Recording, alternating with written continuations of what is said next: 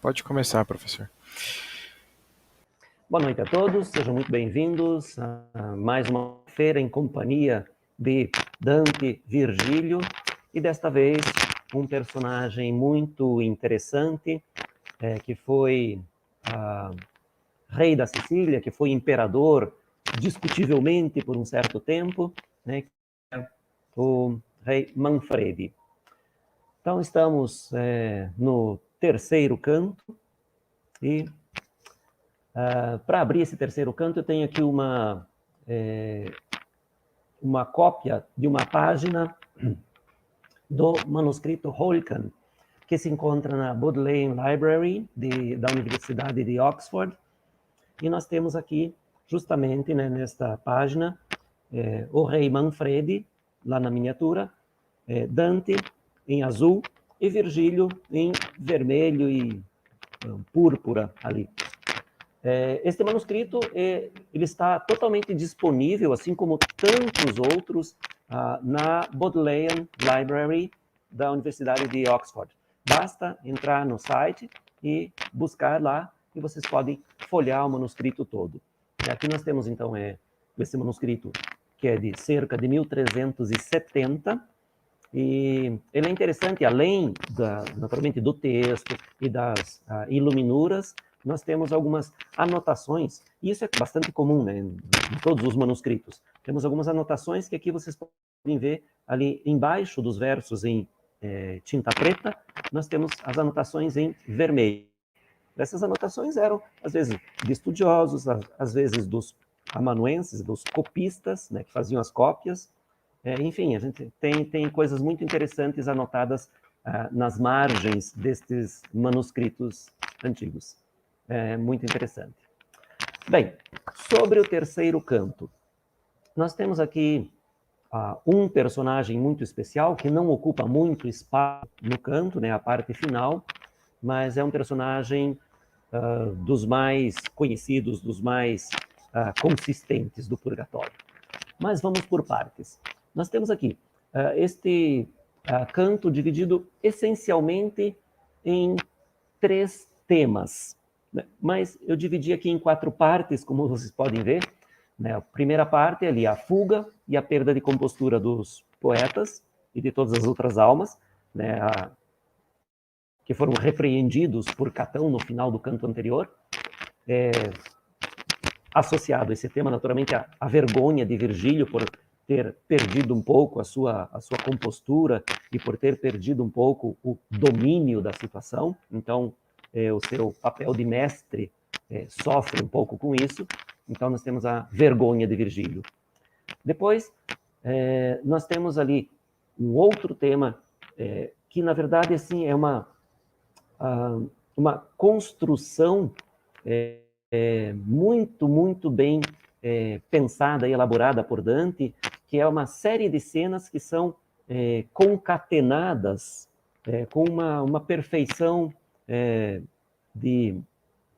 como dizer, de passagem, com uma fluidez entre uma cena e outra, que começa, né, a cena de abertura é o medo que Dante sente de ter sido abandonado. Nós já vamos ver. Associado a isso, ou partindo disso, Virgílio vai fazer um pequeno discurso sobre o mistério da constituição das almas.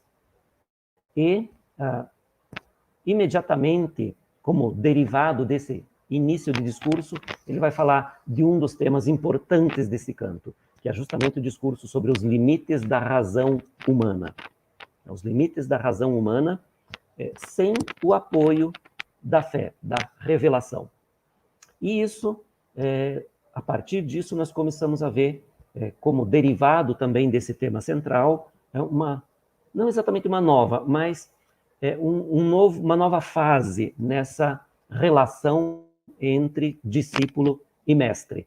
Algo que nós já comentamos durante o Inferno, e que a relação entre Dante e Virgílio como discípulo e mestre, que no início é de admiração, de idolatria absoluta, vai aos poucos sofrendo pequenas transformações, de modo que Dante passa a ver que Virgílio não é uma perfeição total e absoluta. Também Virgílio tem as suas limitações, tem as suas pequenas falhas. Então, no inferno acontece de uma maneira. Aqui nós passamos a uma outra fase nessa relação. Bem, depois há uma espécie de intermezzo entre este grande tema, que é o discurso, né, sobre os limites da razão, e o próximo grande tema, que é a crítica de Dante à política da Igreja, a interferência política da Igreja nos assuntos do Império. Esse intermezzo em que Dante fala do espírito coletivo que impera no purgatório. Porque no inferno, enquanto as almas ainda eram essencialmente personalidades, tinham seu caráter, mantinham a personalidade da vida, aqui no purgatório, essas almas, naturalmente, são ainda indivíduos, mas são indivíduos que se dão ao coletivo. Então, esse espírito coletivo vai ser comentado aqui também neste canto. E vai ficar muito claro como é que as coisas funcionam no purgatório. E depois nós temos, então, a introdução deste grande personagem, que é o Manfredi, filho do último realmente grande imperador do Sacro Império Romano-Germânico, na época de Dante, o Frederico II, que morreu no ano de 1250, portanto, 15 anos antes do nascimento de Dante. Bem, Manfredi é o personagem que permite que Dante faça essa sua crítica fortíssima à ação política da Igreja, a intromissão da Igreja num terreno, numa esfera que não lhe pertence. E depois, no discurso de Manfredi, este outro breve tema, que é o fechamento do purgatório, né, que é onde nós descobrimos que estas almas que foram excomungadas pela autoridade eclesiástica têm que esperar no antipurgatório, né? Algo que nós já comentamos, né? Então aqui Dante vai encontrar as almas de todos aqueles que foram excomungados, ou seja, excluídos da comunidade dos cristãos pela autoridade da Igreja, mas que, tendo se arrependido, foram perdoados por Deus, né, perdoadas as almas, perdoadas por Deus, e foram acolhidas no purgatório. Então aqui nós temos essa questão das almas que fica, que Manfredi vai explicar a Dante e a Virgílio no final deste canto. Então, mais ou menos assim se organiza este canto. Naturalmente depois eu vou comentar, né, no detalhe todos os versos, né, nós vamos ver como é que se articula, ou se articulam todos esses temas dentro do canto. Para a gente ver, então, como é que isso vai acontecer, eu peço à professora Pauletta que faça a leitura do canto. Pauletta, com você. Sì, Ernani, prima di cominciare la lettura ti volevo dire che c'è il tuo microfono che sta gracchiando, sai, sta facendo un po' con la rana. Ah, sì, ok. Non so per quale motivo, forse sbatte da qualche parte. Ok, cerco di risistemarlo mentre tu leggi. Sì, ok, te lo volevo dire così almeno perché non disturba non disturba, però sai è un po' così, non disturba la comprensione, però vado. Sì. Allora. Avvegna che la subitana fuga dispergesse color per la campagna, rivolti al monte ove ragion ne fruga. I mi ristrinsi alla fida compagna. E come sarei io senza lui corso? Chi m'avria tratto su per la montagna? El mi parea da se stesso rimorso, o dignitosa coscienza e netta, come te picciol fallo, amaro morso. Quando li piedi suoi lasciar la fretta che l'onestade ad ogni atto dismaga la mente mia, che prima era ristretta, l'ontento rallargò, siccome vaga, e diedi il viso mio incontra al poggio che in verso il ciel più alto si dislaga. Lo sol, che dietro fiammeggiava roggio, rotto m'era dinanzi alla figura, ch'avea in me de suoi raggi l'appoggio. Io mi volsi dal lato con paura d'essere abbandonato, quand'io vidi solo dinanzi a me la terra oscura e il mio conforto. Perché pur diffidi? A dirmi cominciò tutto rivolto. Non credi tu meteco e ch'io ti guidi? Vespero è già colà dove è sepolto lo corpo dentro al quale io facea ombra. Napoli là e da Brandizio è tolto. Ora, se innanzi a me nulla s'aombra, non ti maravigliar più che di cieli che l'uno all'altro raggio non ingombra. A sofferir tormenti caldi e geli simili corpi la virtù dispone, che come fa non vuol che a noi si sveli. Matto è chi spera che nostra ragione possa trascorrer la infinita via che tiene una sustanza in tre persone. State contenti, umana gente alcuia, che se potuto aveste veder tutto, mestier non era partorir Maria, e disiar vedeste senza frutto, tai che sarebbe lor disio quetato, che eternalmente è dato lor per lutto. Io dico d'Aristotile e di Plato e di molt'altri, e qui chinò la fronte, e più non disse, e rimase turbato. Noi divenimmo intanto a pie del monte, quivi trovammo la roccia sì erta che indarno vi sarien le gambe pronte. Tra l'erice e turbia la più diserta, la più rotta ruina è una scala, verso di quella agevole e aperta. Or chi sa da qual man la costa cala, disse il maestro mio fermando il passo, sì che possa salir chi va sanz'ala. E mentre che tenendo il viso basso esaminava del cammin la mente, e io mirava su intorno al sasso, da man sinistra m'apparì una gente d'anime, che movieno i piè ver noi, e non pareva sì venian lente. Leva, dissi io maestro, gli occhi tuoi, ecco di qua chi ne darà consiglio, se tu da te medesmo aver nol puoi. Guardò allora e con libero piglio rispose: Andiamo in là, che vegna un piano, e tu ferma la spene, dolce figlio. Ancora era quel popol di lontano, i dico dopo i nostri 1000 passi, quanto un buon gittator trarria con mano. Quando si strinser tutti ai duri massi dell'alta ripa e stetter fermi e stretti, come a guardar chi va dubbiando stassi.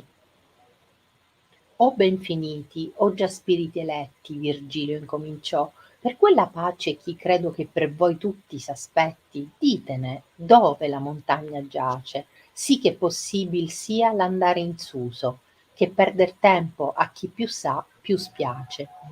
Come le pecorelle escon del chiuso a una, a due, a tre, e l'altre stanno timidette atterrando l'occhio e il muso, e ciò che fa la prima e l'altre fanno, addossandosi a lei, s'ella s'arresta, semplice e quete, e l'on perché non sanno, sì, vidi io muovere a venir la testa di quella mandra fortunata allotta, pudica in faccia e nell'andare onesta.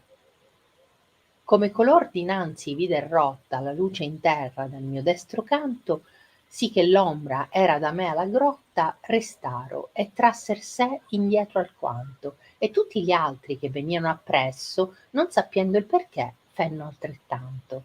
Senza vostra domanda io vi confesso che questo è corpo uman che voi vedete, perché il lume del sole in terra è fesso. Non vi maravigliate, ma credete che non senza virtù che dal ciel vegna cerchi di soverchiar questa parete. Così il maestro e quella gente degna. Tornate, disse, intrate innanzi dunque, coi dossi delle man faccendo insegna. E un di loro cominciò: Chiunque tu sei così andando, volgi il viso, pon mente se di là mi vedesti unque. Io mi volsi ver lui e guardai il fiso. Biondo era e bello e di gentile aspetto, ma l'un dei cigli un colpo avea diviso. Quand'io mi fui umilmente disdetto d'averlo visto mai, el disse: Or vedi, e mostrommi una piaga a sommo il petto. Poi sorridendo disse: Io son Manfredi, nepote di Costanza imperatrice, ond'io ti prego che quando tu riedi, vadi a mia bella figlia, genitrice dell'onor di Sicilia e d'Aragona, e dichi il vero a lei, s'altro si dice. Poscia ch'io ebbi rotta la persona di 2 punte mortali, io mi rendei, piangendo, a quei che volontier perdona. Orribil furon li peccati miei, ma la bontà infinita ha sì gran braccia che prende ciò che si rivolge a lei. Se il pastor di Cosenza, che alla caccia di me fu messo per clemente allora, avesse in Dio ben letta questa faccia, l'ossa del corpo mio sariano ancora in co del ponte, presso a Benevento, sotto la guardia della grave mora. Or le bagna la pioggia e muove il vento di fuor dal regno, quasi lungo il verde, dove le trasmutò a lume spento. Per lor maledizion si non perde, che non possa tornar l'eterno amore, mentre che la speranza ha fior del verde. Vero è che quale in contumace amore di santa chiesa, ancor che al fin si penta, star li convien da questa ripa in fore. Per ognun tempo che egli è stato, 30 in sua presunzion, se tal decreto più corto per buon prieghi non diventa. Vedi oggimai se tu mi puoi far lieto, revelando alla mia buona costanza come mai visto, e anco esto divieto, che qui per quei di là molto s'avanza. Ok, muito bem, muito legal. Grazie, Pauletta. Bem, aqui nós temos então, para abrir os comentários do canto, antes de chegar nos versos mesmos, para começar a comentar, nós temos aqui 2 iluminuras, ou miniaturas, né? A primeira que reproduz uma cena, naturalmente inventada de acordo com a criatividade do artista, uma cena da Batalha de Benevento. A Batalha de Benevento foi a batalha em que o rei Manfredi foi morto. Então aqui nós temos uma dessas cenas, né, da Nova Crônica do Giovanni Villani. A Nova Crônica é uma história de Florença. O Giovanni Villani é um historiador, um escritor, que conta a história de Florença. Na verdade, ele escreveu vários livros, e depois, quando ele morreu, esses livros foram continuar. O seu irmão, depois seu filho, deram continuidade a essa crônica, né, da cidade de Florença. E nós temos o original, o original do qual eu copiei esta miniatura na Biblioteca Vaticana. Assim como também o original do qual eu tirei esta outra miniatura, que representa justamente o rei Manfredi, né, esse original do livro escrito por seu pai, Imperador Frederico II, sobre a arte de caçar com aves de rapina. Então, a falcoaria. Né, o Frederico II, essa era uma prática muito comum de caça entre os nobres. O Imperador Frederico II era um apaixonado por essa modalidade de caça, e ele escreveu esse livro, né, cujo título é De Arte Venandi cum Avibus, ou seja, a arte de caçar com aves. E o Manfredi, filho do Frederico II, solicitou uma edição, uma cópia, que ele mesmo depois comentou. E é justamente essa cópia que se encontra lá na Biblioteca Vaticana, e que tem esta miniatura representando o próprio Manfredi. Bem, então, Dante abre este terceiro canto, relembrando justamente aquela cena que fecha o segundo canto, e que nós temos o amigo de Dante, o cantor e músico Casella, ao qual Dante pede que cante uma canção para consolar Dante por toda a tristeza, por toda a angústia, enfim, acumulada durante a travessia do inferno. Então, Casella começa a cantar uma canção escrita por Dante, e aí todas as almas, fascinadas ainda, extremamente atraídas pela beleza da poesia e do canto, se acumulam em torno de Casella e ali ficam perdidas no tempo, por assim dizer, né, por causa do efeito que a arte provoca sobre o espírito. Então, perdem a noção do tempo, perdem a noção do seu dever de ir se tornar belas, como diz Dante, ou seja, de ir se purificar para poder, no final do purgatório, em condições de se apresentar diante de Deus.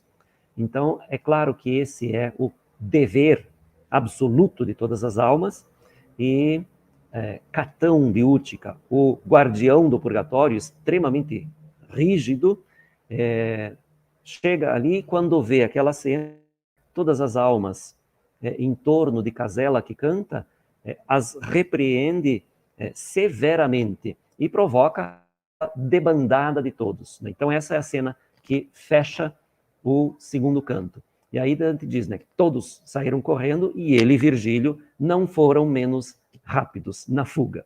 Então uma fuga absolutamente desenfreada, sem nem saber para onde iam.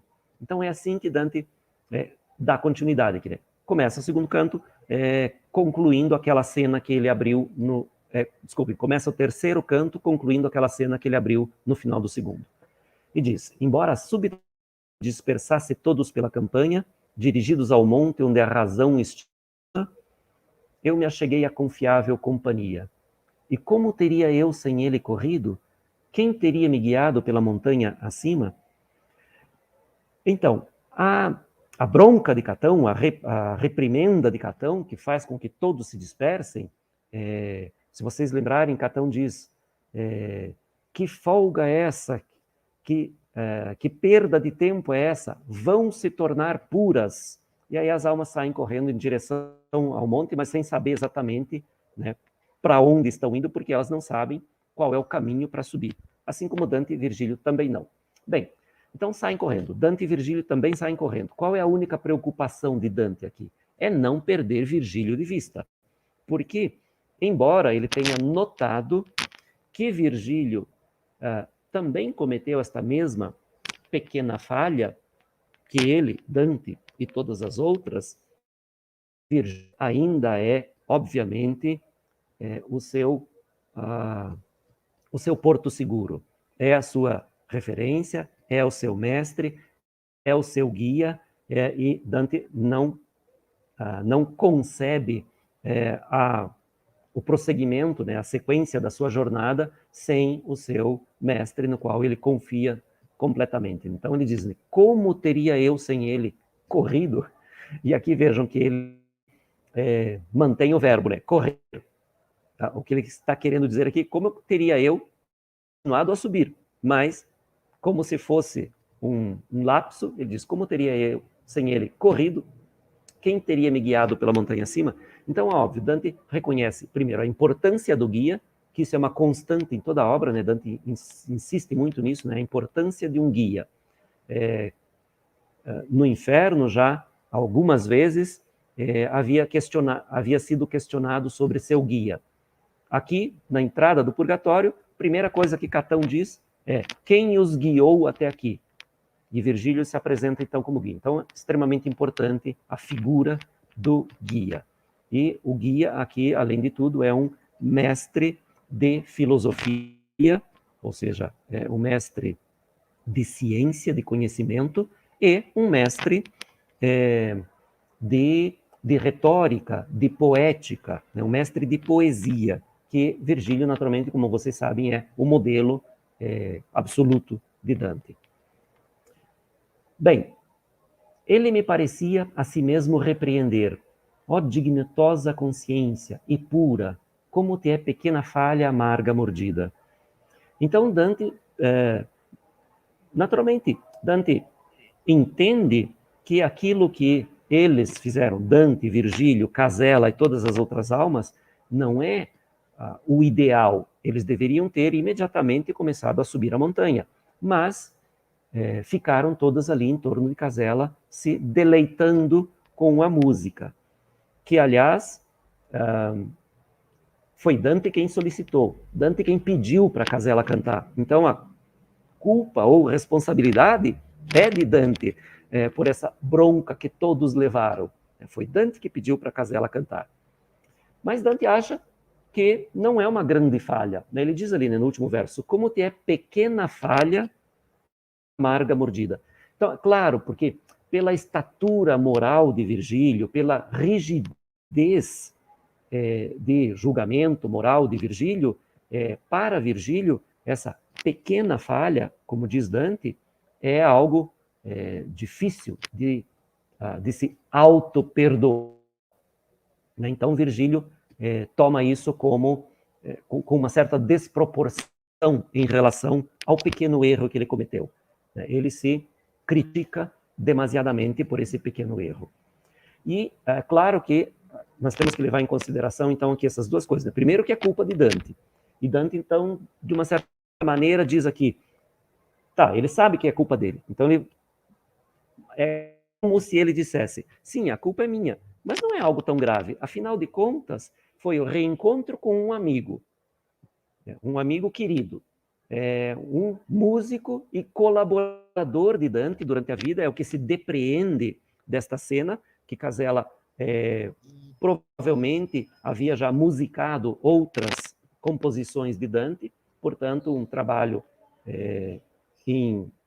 em colaboração. Além disso, essas almas ainda estão muito ligadas ao que foi a sua vida na Terra e ligadas a algo que é, digamos assim, entre as melhores coisas, as coisas mais nobres que podem dominar o espírito de um ser vivo, que são ligadas à arte, né? Neste caso, a poesia e a música, né? Entre digamos assim, os elementos mais nobres no âmbito intelectual e afetivo, né, dos seres humanos. Então, Dante acha que não é uma grande falha. Bom, outra questão, outro elemento a ser considerado nessa questão é que essa bronca não é de maneira alguma dirigida a Virgílio, porque Virgílio não é uma alma que vai se purificar aqui no purgatório para chegar pura diante de Deus e chegar pura no final do purgatório e poder subir ao paraíso para encontrar Deus. Virgílio não vai fazer esse processo. Então, a bronca de Catão não se aplica a Virgílio. E a Dante, aí é um pouco discutível, mas se aplica a Dante de uma maneira muito, muito secundária. Porque Dante vai, sim, de uma maneira catártica, fazer esse mesmo processo de purificação que as outras almas fazem. Mas esse não é o processo definitivo. O processo que todas as almas vão fazer aqui é aquele processo que Dante fará depois de morto. Então, quando a alma de Dante retornar, aí sim ele vai fazer esse processo. Então, esta bronca aqui muito relativamente se aplica também a Dante, né? E de maneira alguma a Virgílio. Bem, Dante diz então, quando seus pés deixaram a pressa, que a honestidade a todo ato diminui. Então vejam, ele diz, eles saíram naquela fuga, naquela carreira, naquela correria desenfreada. E aí ele diz, a pressa, que a honestidade, na verdade mais a dignidade, né, afeta a dignidade, porque a ideia que se tinha, e é uma ideia que continua até hoje, valendo para muitas culturas, a ideia de que a postura de um sábio deve ser uma postura mais fleumática, deve ter uma certa imparcialidade na maneira de se apresentar, de falar, com serenidade, com tranquilidade. Então ainda existe, até hoje em dia, um pouco essa ideia, não em todas as culturas, naturalmente, mas ainda existe. Na época de Dante, isso era absolutamente lugar comum, né? Um sábio tem que se mostrar na figura, no comportamento, nos atos, nos gestos, no modo de falar. Então, tem que ter uma certa imperturbabilidade, uma certa fleuma. E aqui Virgílio, junto com Dante, saíram em desabalada carreira, portanto, perderam essa compostura, essa dignidade da aparência, da postura. E Dante não deixa de notar isso. Então, desapressa, que a honestidade a todo ato diminui, mas, enfim, pararam de correr. Ele diz, quando seus pés deixaram a pressa, então pararam de correr, a mente minha, que antes estava limitada, o foco alargou. Bem, a mente de Dante estava limitada, como ele diz, né, restringida, limitada, primeiro porque estava prestando atenção em Casella, na sua música. Então, limitada no sentido de concentrada, focada na música de Casella. Então, não, sem prestar atenção no que estava em torno. E depois, na hora da fuga, Dante presta atenção muito especificamente em Virgílio para não perdê-lo de vista. Então, corre, mas presta atenção em Virgílio. A mente, então, estava nesses dois momentos limitada, concentrada a isto. Agora que eles já perderam a pressa, já voltaram a andar, o foco alargou, assim como desejosa, e elevei o meu olhar em direção ao monte que para o céu mais se eleva das águas. Então, agora sim, param de correr, voltam a andar normalmente, se recompõem na aparência, na postura, e aí Dante, então, presta atenção, olha para todos os lados e eleva o olhar para o alto, em direção ao monte, que é o que mais se eleva das águas, né? A montanha mais alta que Dante já havia visto. Procurando, naturalmente, como eu coloquei ali do lado, né? Procurando o melhor caminho, ou, de qualquer maneira, procurando um caminho qualquer que permitisse subir aquelas paredes íngremes. E aí vem a cena, então, a cena que vai, que com uma astúcia muito grande, com uma inteligência poética, criativa, composicional muito grande, é a cena que vai abrir toda aquela discussão sobre os limites da razão e sobre a supremacia, superioridade da teologia, ou seja, a ciência divina, sobre a filosofia, a ciência humana. Então, Dante entra nesse tema de uma maneira muito, muito suave, mas muito linear, né? Sem nenhuma entrada abrupta. Como é que ele entra nesse tema? Então, ele diz, ele olhou para a montanha. Vocês devem lembrar que o sol está nascendo nesse momento e, portanto, projeta sombras bastante longas. E aí Dante diz, o sol que por trás flamejava vermelho, interrompido era diante de minha figura, que tinha em mim os seus raios obstáculo. Então, Dante, que prestou muita atenção para não perder Virgílio estava ao lado dele, e aí ele olha por um momento para o alto da montanha do Purgatório, e quando ele baixa os olhos de novo, ele só vê diante dele a própria sombra. Este é um momento, digamos assim, de grande comoção para Dante, porque no inferno não havia sombra. No inferno estava sempre nas trevas, sempre em penumbra ou em escuridão quase total. Então, nem ele mesmo projetava sombra. E aqui, então, ele vê só a sombra dele. E aí, claro, que ele vem imediatamente o medo de ter sido abandonado. E aí ele olha para o lado para ver se Virgílio ainda está ali. Eu me voltei para o lado com medo de ter sido abandonado, diz explicitamente, quando vi somente diante de mim a terra escura.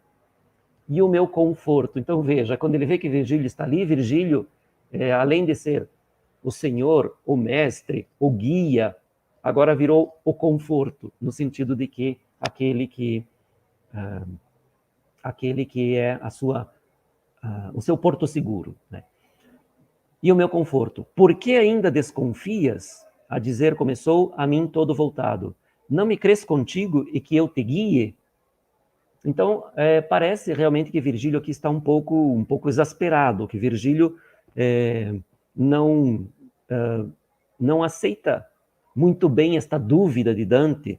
Virgílio diz, mas como assim? Depois de tudo isso, depois de eu ter te guiado por todos os perigos, todos os obstáculos do inferno, você ainda duvida que eu continue ao seu lado agora que já chegamos no purgatório, em que não há mais perigo? Pode até haver dificuldades, mas não mais perigos como no inferno. E agora, aqui, você duvida que eu esteja do teu lado? Então, né, esse é o discurso do Virgílio. E aí ele passa desse discurso ao fato do corpo dele não estar, ou melhor, da alma dele não estar projetando sombra.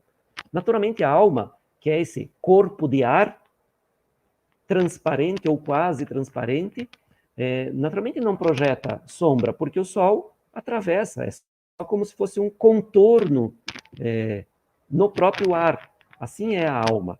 Então, os raios do Sol atravessam esse corpo de ar. E aí Virgílio recorda do seu corpo físico, de carne e osso, e diz: tarde já é lá onde está sepultado o corpo dentro do qual eu fazia sombra. Nápoles o tem, e de Brindisi foi levado. Bem, então aqui, claro, Virgílio é só alma, o corpo morreu na cidade de Brindisi, que é na região da Puglia, ali, se vocês lembram o desenhinho da Itália, né, a bota, né, a Puglia, a região onde tem o calcanhar da bota, né, e dali da cidade de Brindisi é um dos portos mais importantes, de onde se vai para a Grécia, se atravessa ali o mar Adriático e vai em direção à Grécia. Virgílio morreu no dia 21 de setembro do ano de 19 a.C., justamente voltando de uma viagem que ele havia feito para a Grécia. Então chega ali no porto de Brindisi. E dali seu corpo é levado para a cidade de Nápoles, e lá ele foi sepultado. E hoje ainda se pode visitar a cripta ou a tumba de Virgílio, lá no chamado Parco Vergiliano, né? É um parque, então Parque Virgiliano. Claro que não se tem certeza de que efetivamente os restos mortais do próprio Virgílio estejam lá, né? Não se pode ter certeza. De qualquer maneira, a lenda, a história, a convenção diz isso. E nesse parque também está sepultado um outro grandíssimo poeta italiano, que é o Giacomo Leopardi. Né? Esse muito posterior, né? Nasceu em final do século XVIII, 1798, e morreu em 1837. Provavelmente o maior dos poetas italianos ali do século XIX, né? Do século XIX para frente, na minha opinião. Né? Então, Giacomo Leopardi está sepultado também lá neste mesmo lugar, no Parque Vergiliano. Bem, então, aqui a questão, Virgílio está dizendo, primeiro a Dante, não desconfie, estou ao seu lado, sou o seu guia e vou continuar a conduzi-lo. Então, não tema. Depois fala, o corpo que eu deixei na terra está sepultado lá em Nápoles há mais de 1000 anos. Né? Então, tentando tranquilizar Dante nesse sentido, de que ele não o abandonou, passa pela ideia da alma, daí vai chegar até o corpo, e daí ele passa a explicar para Dante uma questão relativa à alma. E dessa questão relativa à alma vai passar a uma questão relativa à razão. Então vamos ver como é que Dante concatena de uma maneira brilhante esses temas que vão se ligando suavemente, logicamente, coerentemente. Ora, se diante de mim não há sombra, não te surpreendas mais do que dos céus, que raio de um ou do outro não atrapalha. Bom, então vocês devem lembrar que na concepção de Dante, mas era da ciência, de todos os astrônomos da época, os céus mandavam influências para a Terra. E é claro que muita gente acredita nisso ainda hoje, que os céus têm certa influência no caráter, na personalidade, das pessoas, inclusive nos acontecimentos, né? E é aí que a astrologia impera. Então Dante diz, o Virgílio diz a Dante, os raios de um céu atravessam os outros céus sem que um interfira com os outros. Assim também os raios do sol atravessam as almas de uma maneira absolutamente simples, fácil, tranquila, né? Sem interferir em nada. Como isso acontece? É aí que está, Virgílio vai dizer, não se sabe. A sofrer tormentos, calores e gelos, tais corpos a virtude dispõe, mas, como faz, não quer que a nós se revele. Bom, aqui quando o Virgílio diz a sofrer tormentos, calores e gelos, a sofrer sensações e sentimentos como se tivesse o corpo, né? Ele diz tais corpos, e esses corpos aqui, entende-se, o corpo de ar que se forma depois da morte do corpo material. Então a alma assume esse formato. Então a virtude, ou seja, Deus, dispõe a regra, a lei de que essas almas vão sentir tudo aquilo que sentiriam se tivessem o corpo, embora não o tenham. Como isso acontece?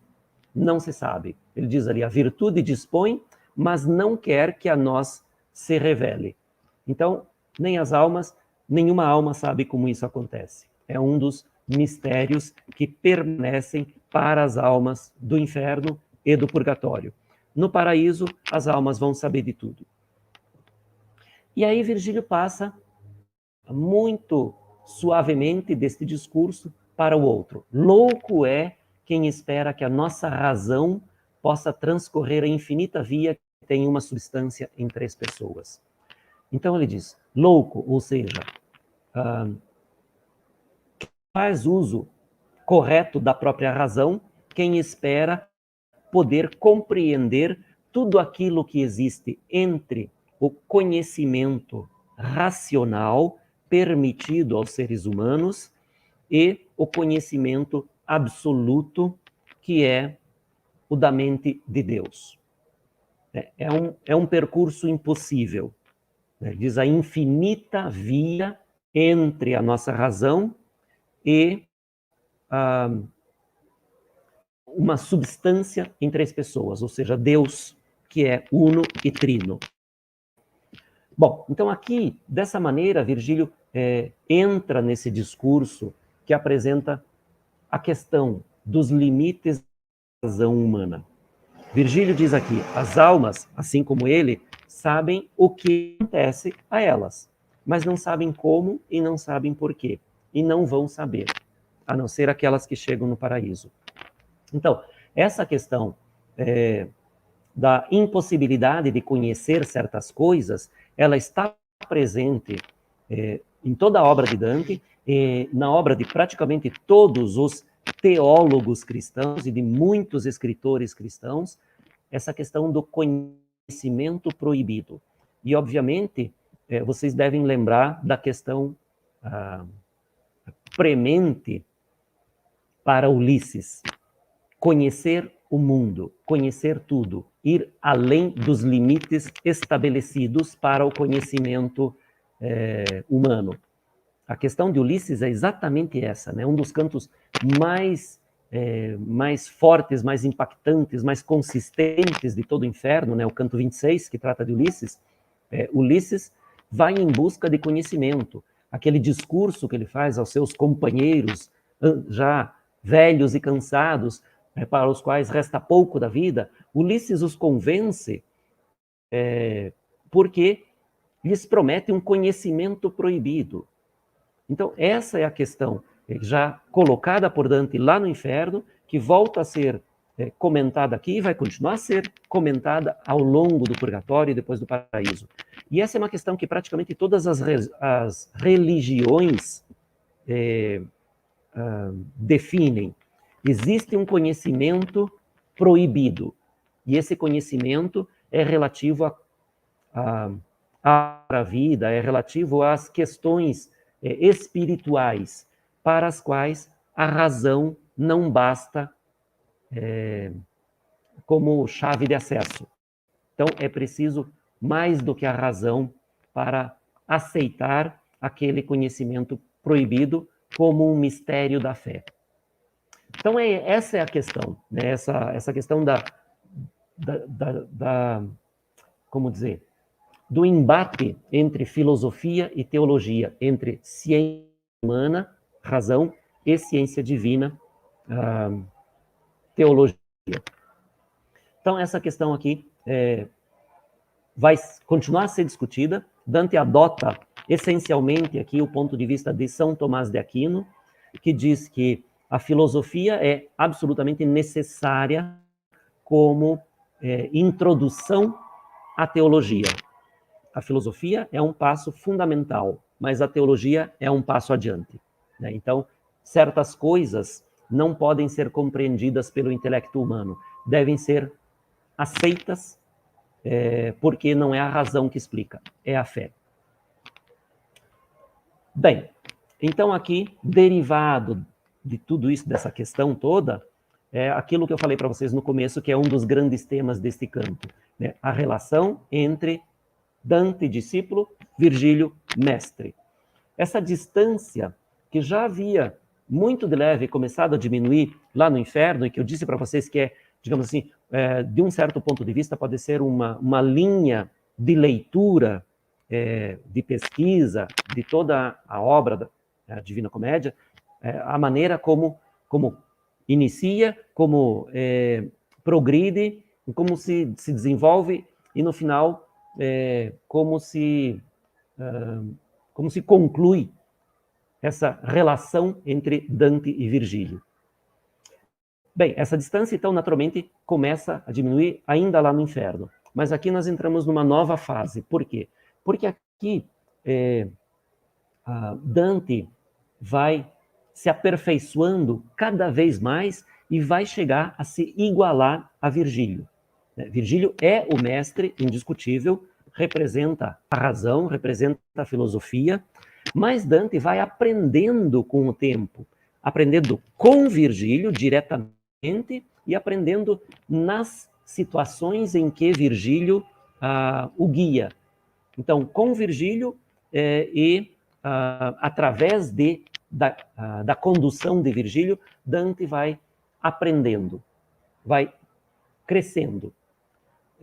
Virgílio, então, foi o primeiro passo para a libertação do pecado de Dante. Virgílio salvou Dante da selva escura, Dante lá reencontrou a razão, encontrando o emblema, ou encontrando a alegoria e o símbolo Virgílio, Dante recupera a razão, que é fundamental para que se entenda a natureza do pecado, para que se entenda como escapar ao pecado.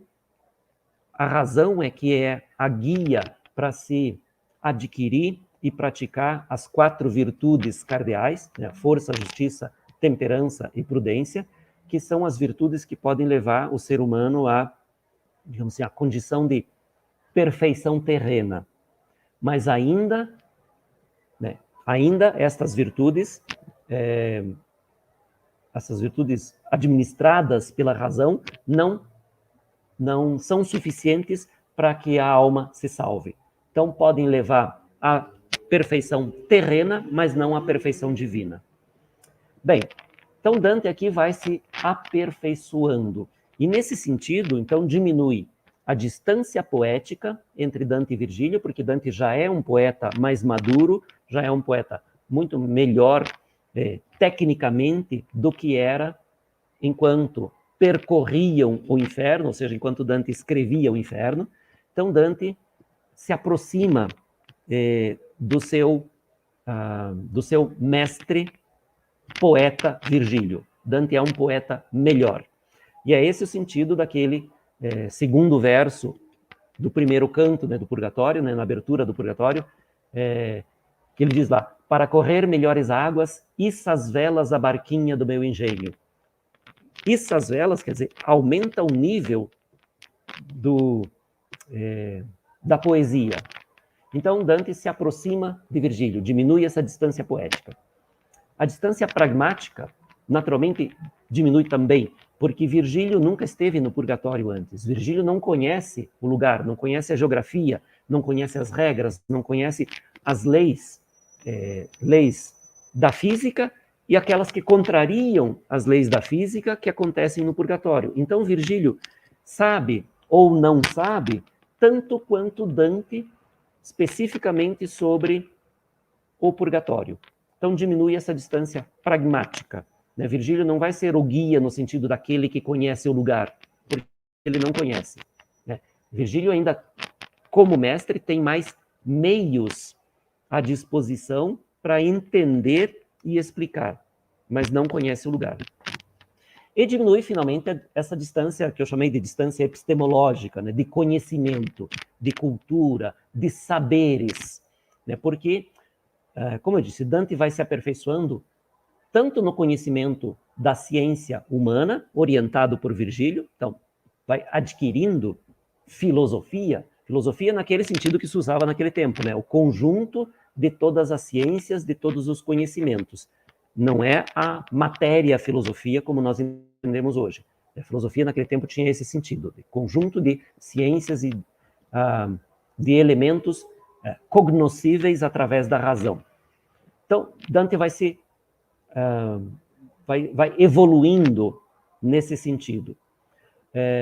E vai também evoluindo no conhecimento das coisas divinas. Vai se aperfeiçoando espiritualmente, evoluindo espiritualmente. Então ele vai, ao mesmo tempo, se aproximando de Virgílio, né? Vai chegar um ponto em que ele vai se igualar a Virgílio, e no momento em que ele se iguala a Virgílio, é aquele momento em que ele não precisa mais de um guia. Então, Virgílio volta para o limbo quando Dante encontra Beatriz. Beatriz, que não por acaso simboliza a teologia. Então, Virgílio, que é a filosofia, é o passo inicial em direção à teologia. Como diz São Tomás de Aquino, a filosofia é o fundamento para a teologia. Virgílio, a razão, quando Dante o iguala e o supera no encontro com a teologia, com Beatriz. Então, esse é um discurso que eu resumi aqui, né? É um pouco mais complexo do que tudo isso, mas, enfim, resumindo, é isso que está implicado aqui nesse discurso de Virgílio. Bom, aqui eu repeti esse terceto do verso 34 ali, né? Eu repeti para a gente recuperar aqui, né? E dar continuidade ao discurso. Louco é quem espera que a nossa razão possa transcorrer a infinita via que tem uma substância entre as pessoas. Estai contentes, humana gente, auquia, que se pudesseis ver tudo, não seria necessário parir Maria. Bem, então aqui, esta advertência de Virgílio, falando a todos os seres humanos, estai contentes, auquia. Esse quia, no original, em latim mesmo, né? Dante usa lá o quia, porque é um termo comum na filosofia. Né? Em latim, essa partícula, quia, introduz uma proposição declarativa. O que quer dizer isso? É como o nosso que, ou melhor, o nosso o que. E aqui, então, entendido por Virgílio, como estejam contentes em saber aquilo que é, aquilo que está diante dos seus olhos e que pode ser visto, que pode ser analisado, que pode ser entendido através da razão. Então, estejam contentes com isso, que isso baste para vocês. Bom, só que é claro, aqui, nesse uso, neste âmbito religioso, vale como estejam contentes aquilo que lhes é dado nas Escrituras. Aquilo que vocês podem entender através da razão e aquilo que vocês não podem entender da razão, aceitem porque está escrito nas Sacras Escrituras. Então, corroborando essa ideia, né, eu coloquei ali uma citação de Dante numa sua obra científica, né, que é a Quaestio de Aqua et Terra. Ele diz lá, que os homens parem de investigar as coisas que estão acima deles e investiguem aquelas que estão a seu alcance. Então, veja, esta é a ideia de Dante, para se conformar ao pensamento da dogmática teológica cristã, os homens parem de investigar as coisas que estão acima deles. Então, né, sintetizando tudo isso, nós podemos dizer que, do ponto de vista da teologia, há certas coisas que devem realmente permanecer em segredo. São argumentos de fé ou são mistérios da fé que podem ser explicados pela fé ou que não podem e não devem ser explicados, devem simplesmente ser aceitos como mistérios. Então, esta é a ideia principal aqui do discurso todo de Virgílio. E daí, nesses dois últimos versos, ele diz: se os seres humanos tivessem tido, já no início, o dom da onisciência, se pudessem saber tudo, conhecer tudo, jamais teriam pecado. Adão e Eva não teriam pecado se tivessem consciência de tudo, se soubessem tudo, se conhecessem. Então, não teriam pecado. Se não tivessem pecado, não teria sido necessário que Cristo, o Filho de Deus, encarnasse, nascesse como homem, como filho de uma mulher, portanto, para redimir aquele pecado original. Então, esse é um discurso muito bem organizado, muito bem articulado, né, de Virgílio, que parte daquele medo de Dante de ter sido abandonado, vai dizer: não o abandonei, mas lembre que eu não tenho corpo, meu corpo já morreu, aqui está só minha alma, que não projeta sombra. Como isso acontece? Nem as almas sabem. E nem as almas sabem porque há certas coisas que não devem ser sabidas, que são mistérios divinos. E os seres humanos não podem chegar a isso, porque isso não é explicável pela razão, somente pela fé. Então, os seres humanos devem se contentar com aquilo que é possível compreender pela razão, e as outras coisas devem simplesmente aceitar, porque são verdades de fé. E aí ele chega no ponto que é, digamos assim, extremamente comovente, né, para Dante, para Virgílio, e para quem se identifica com Dante e Virgílio aqui, né? Ele diz: e desejar vistes sem fruto tantos que teriam seu desejo satisfeito, que eternamente lhes é dado como luto. Bem, então, tantos, aqui, claro, há uma inversão dos versos, né? O que ele está dizendo aqui é tantos homens, tantos seres humanos desejaram ver seu desejo, ou desejaram ter seu desejo satisfeito. Qual desejo? O desejo de ver, entre aspas, ver no sentido de conhecer. Então, tantos já no passado desejaram ver tudo, conhecer tudo, saber tudo, porque essa é, digamos assim, uma fome intelectual, uma gula intelectual de conhecer cada vez mais, de saber tudo, porque há poucas coisas melhores do que saber, não é verdade? Então, é isso que Virgílio está dizendo. Muitos já desejaram sem fruto, ou seja, sem conseguir, desejaram ver tudo, conhecer tudo. E agora, esse seu desejo, que nunca foi satisfeito, lhes retorna no limbo, eternamente, como luto, como tristeza, como pena moral.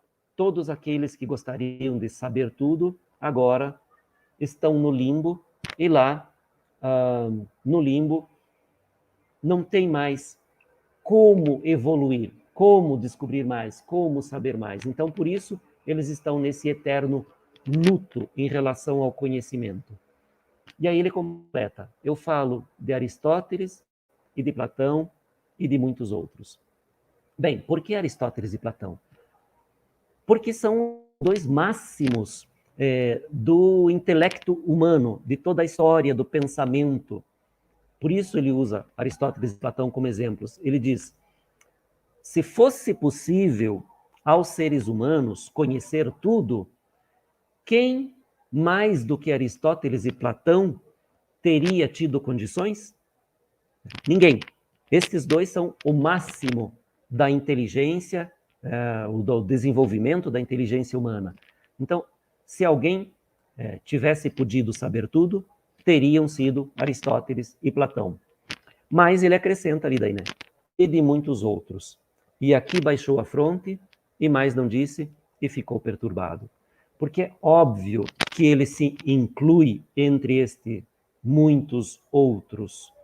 Né? Porque Virgílio também é considerado por Dante um filósofo, né? Um poeta filósofo, que entendia de todas as coisas e que era curioso sobre todas as coisas e que queria saber, que queria conhecer. Então, este é o grande drama da razão humana do ponto de vista de Dante. É o grande drama da filosofia, desse conjunto de ciências e de conhecimentos que só pode se basear na razão.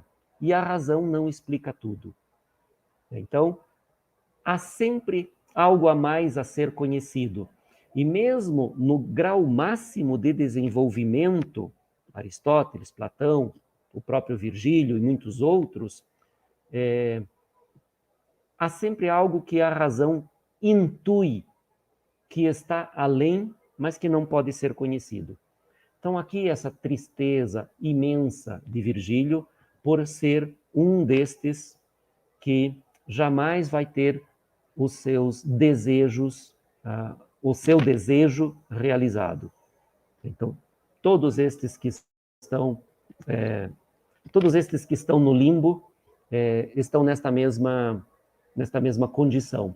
Se vocês lembrarem, lá no limbo, o próprio Virgílio diz que a pena deles é desejar sem esperança.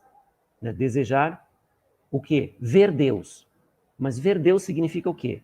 Significa se conectar com a mente de Deus, ver tudo o que Deus vê. Então, ter todos os conhecimentos, saber tudo, conhecer tudo em todos os espaços, em todos os tempos. E é isso que estas mentes brilhantes da antiguidade não vão poder jamais. Então, aqui esse discurso poderia se prolongar por muito tempo, né, mas acho que está delineado aqui. Né? Daí vocês refletem sobre isso. Bem, aí a gente muda completamente, acabou o assunto, muda completamente de assunto, e daí é esse intermezzo mais suave aqui, em que ele vai falar da dificuldade de subir o monte. Então ele diz, enquanto Virgílio estava fazendo esse discurso, eles continuaram caminhando. E aí ele diz, nós chegamos entre mentes ao pé do monte. Aqui encontramos a rocha tão íngreme que em vão estariam as pernas prontas. Entre Lérice e Turbia, em italiano Lerice, né?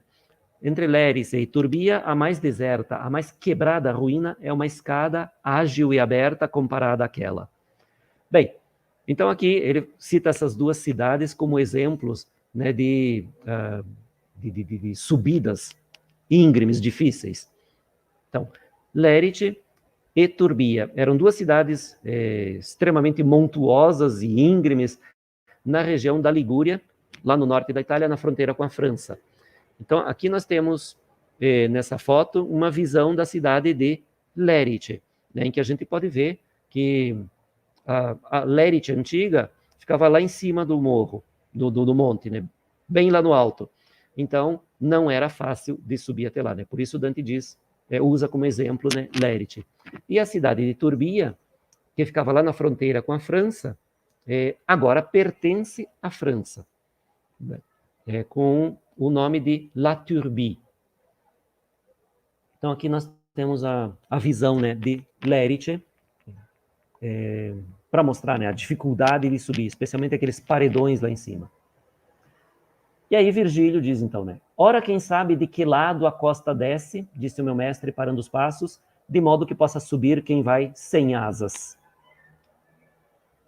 E enquanto, mantendo o rosto baixo, examinava o caminho na mente, e eu olhava para cima, em torno da rocha, do lado esquerdo me apareceu um grupo de almas que moviam os pés em direção a nós e nem parecia de tão lentos que vinham.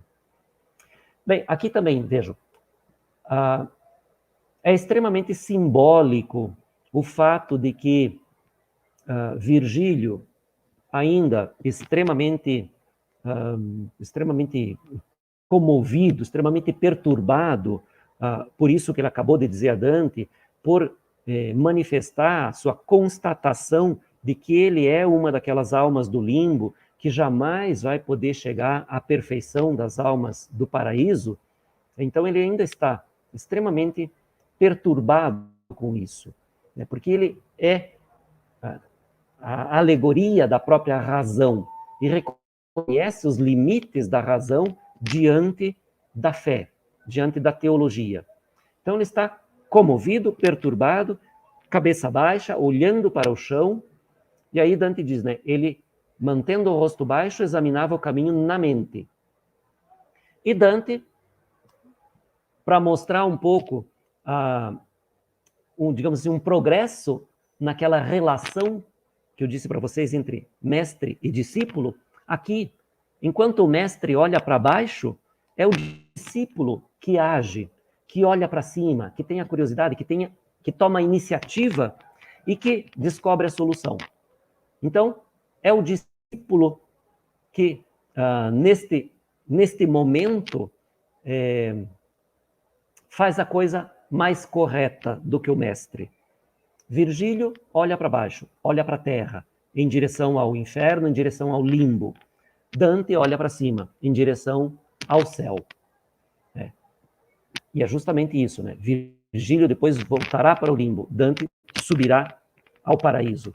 Então, extremamente simbólico esse momento aqui. E aí Dante diz, então, eleva de ser o mestre os olhos teus, eis aqui quem nos dará conselho, se tu por ti mesmo não o podes. E aqui Dante é um pouco cruel, né? Não precisava. Né? Dante diz, eleva, mestre, os olhos teus, eis aqui quem nos dará conselho.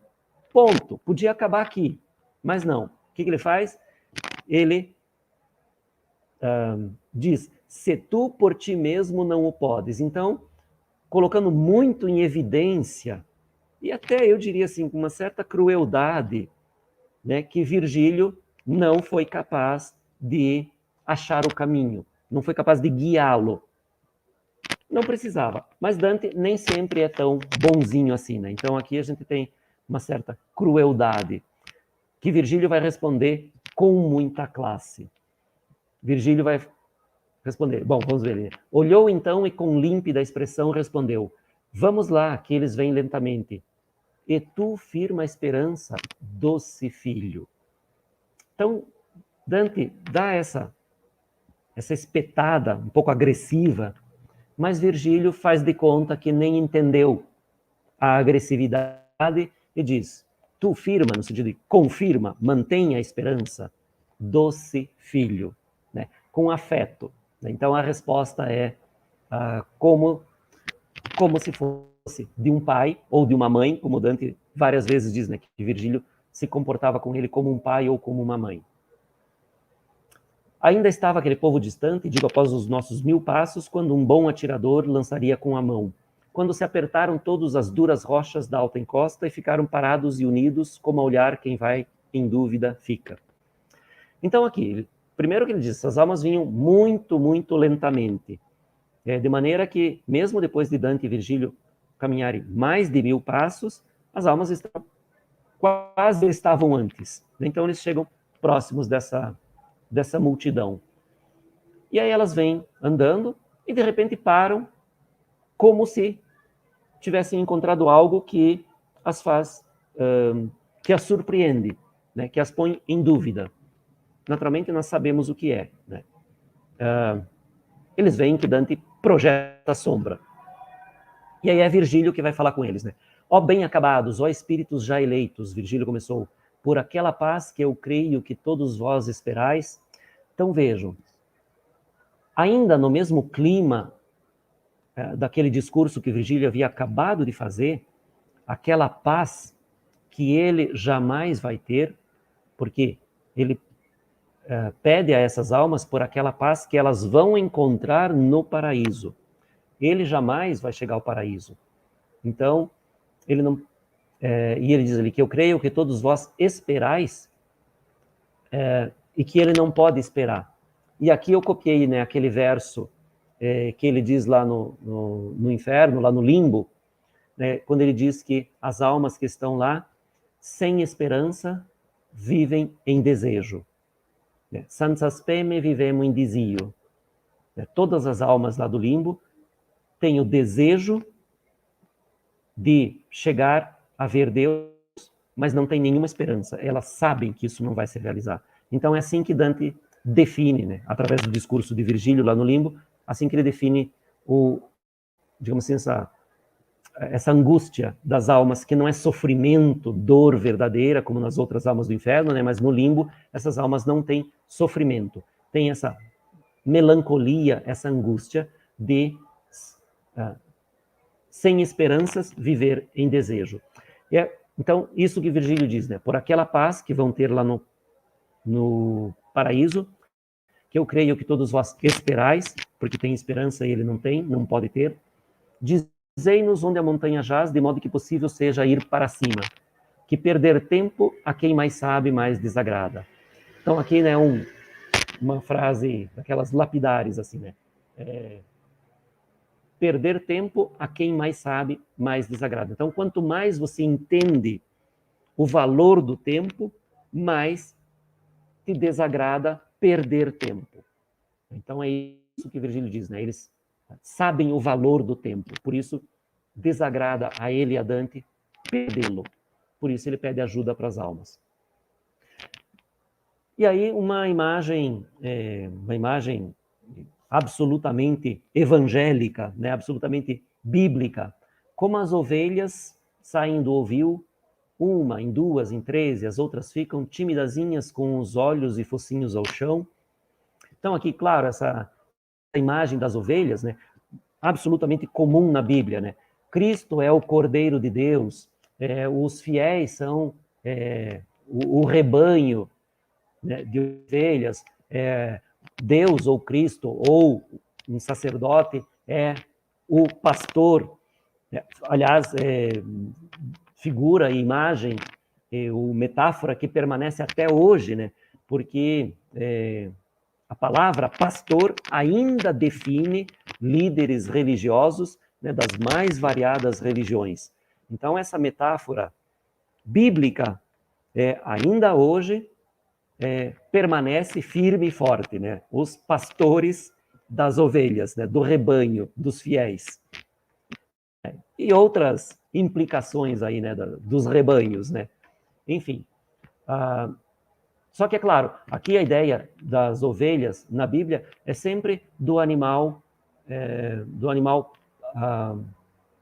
manso, mansueto, pacífico, né? Então, as ovelhas têm essa imagem sempre positiva no discurso religioso. E aí ele diz, e o que faz a primeira, as outras fazem, encostando-se nela, se ela para, simples e quietas, e o porquê não sabem. Bem, então aqui esse comportamento de massa das ovelhas, mas aqui também das almas, todas seguem aquilo que as da frente fazem, sem ter ideia do porquê. Se as da frente andam, elas andam. Se as da frente param, elas param. Então, é claro que esse é um comportamento muito típico da massa, né, da multidão. Mas aqui no Purgatório, a ideia de Dante, e depois ele comenta isso mais tarde, né, isso não acontece por uma falta de discernimento, de capacidade intelectual, ou por falta de autonomia. Isso acontece aqui no Purgatório porque todas as almas estão em harmonia, estão em sintonia de pensamentos, de afetos, de estados de ânimo. E todas elas sabem que o que uma faz é para o bem de todas. Então, elas têm uma confiança absoluta em todas as outras, né? Todas confiam em todas. Justamente por isso, né? Essa harmonia espiritual, intelectual, entre todas as almas. Então, todas confiam em todas e sabem que o que uma faz, todas as outras podem fazer, porque é para o bem de todos. Isso não significa que as almas são todas iguais.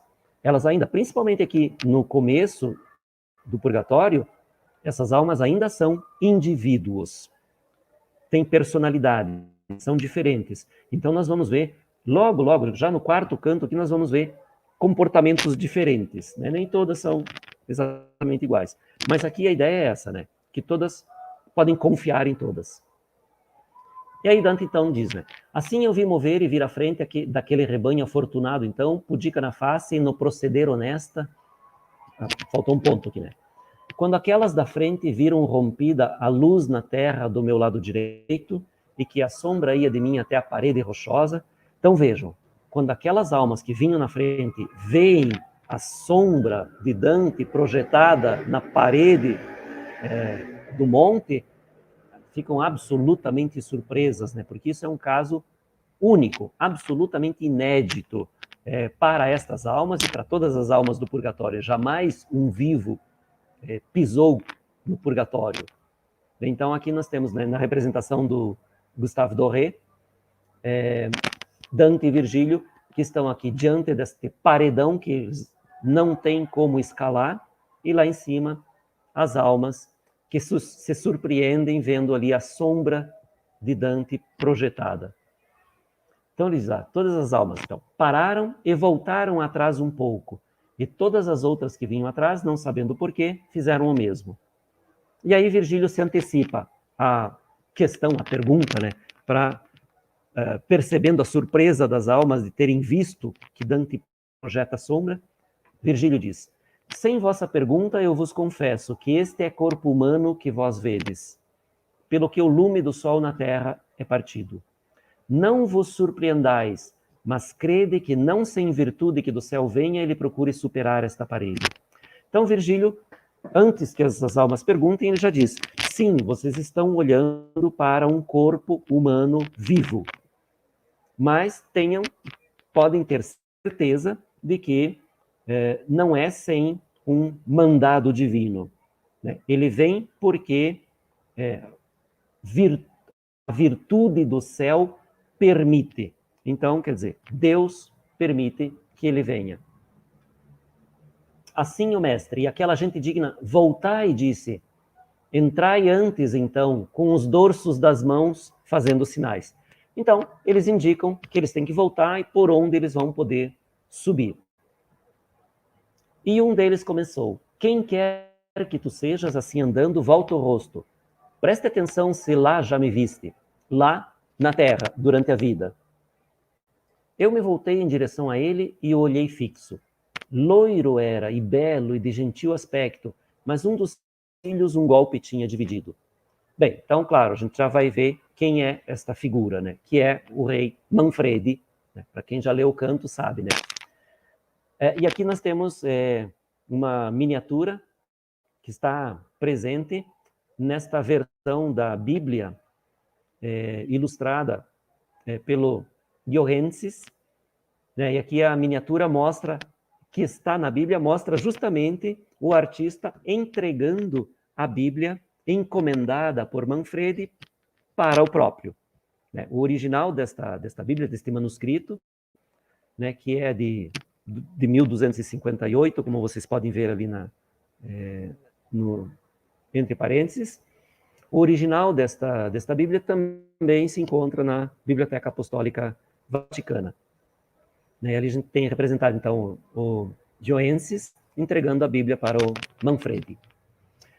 Bem, então, Manfredi pede a Dante que olhe para ele atentamente para ver se o reconhece, se já o viu durante a vida. É claro que aqui nós já podemos, mesmo que nós não soubéssemos de quem se trata, nós já podemos ter uma boa indicação de que este era um personagem importante, um personagem conhecido. Porque se ele pede para um qualquer que está vivo, que veio da terra para o purgatório, e ele imagina que ele pode ser reconhecido, e aqui é uma imaginação talvez um pouco precipitada da alma do Manfredi, porque quando Manfredi morreu, Dante tinha menos de 1 ano de idade. Então, muito pouco provável que Dante pudesse tê-lo visto se eu tivesse visto que o reconhecesse, né? Com menos de 1 ano de idade.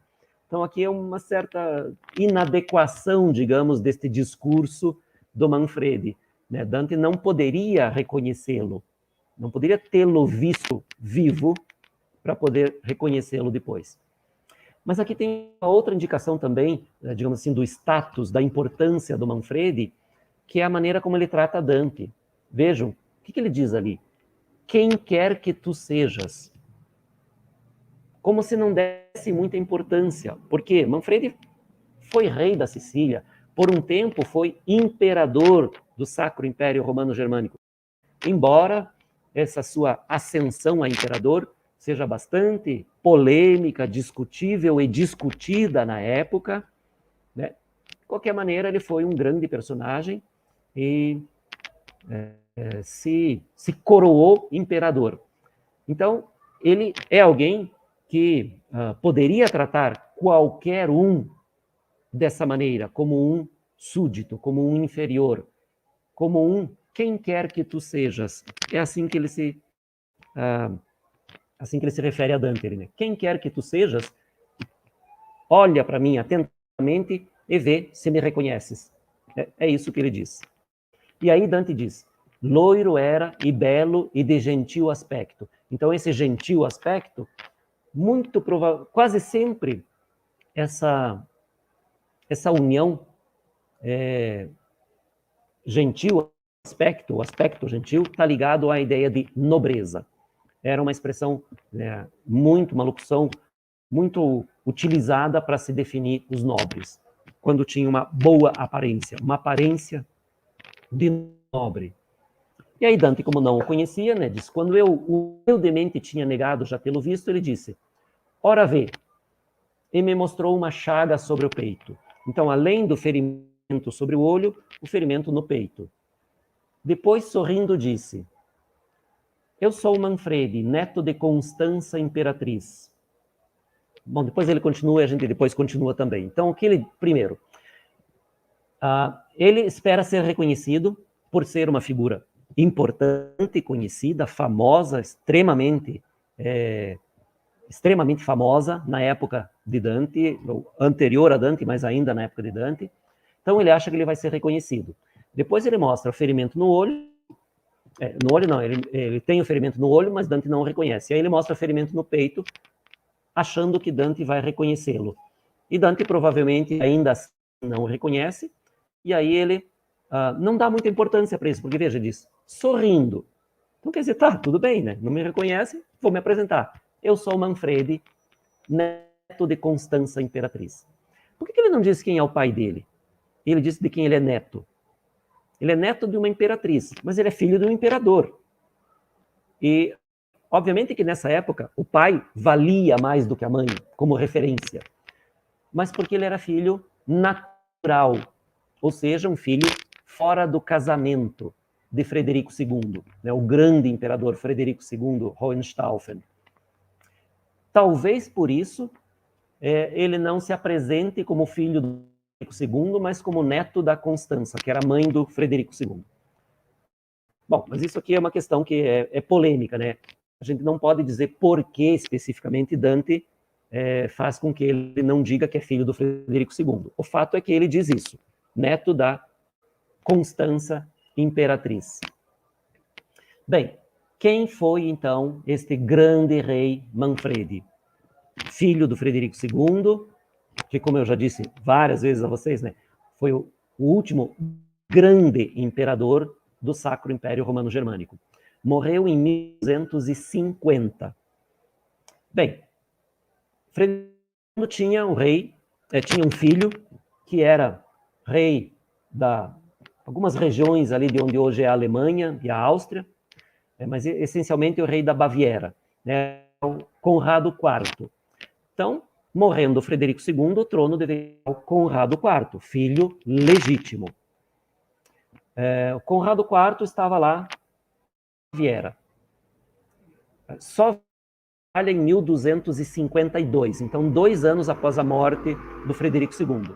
Nesse meio tempo, Manfredi, que era um filho ilegítimo, natural, mas reconhecido, né, filho nascido fora do casamento, mas reconhecido pelo Frederico II como seu filho. Então, Manfredi assume o reino da Sicília e, de uma certa maneira, tenta se fazer aceitar como o herdeiro do império.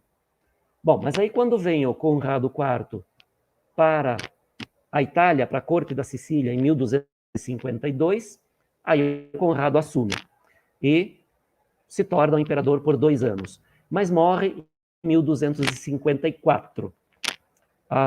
As más línguas acusaram Manfredi, primeiro, de ter apressado a morte de seu pai, Frederico II, e depois, digamos assim, dado uma ajudazinha ao destino para que Conrado IV também morresse. Então, acusaram ele de ter envenenado, ou enfim, de ter apressado a morte tanto do pai quanto do irmão para poder assumir o trono. Porque o filho do Conrado IV, que era o Conradino, tinha 2 anos de idade, então não podia assumir o trono ainda. Então, Manfredi, a partir de 1254, quando seu irmão, filho legítimo do Frederico II, morre, assume, de fato, o trono. Mas aí havia uma questão toda com a igreja. Porque Urbano IV havia prometido o trono da Sicília quando Frederico II morresse.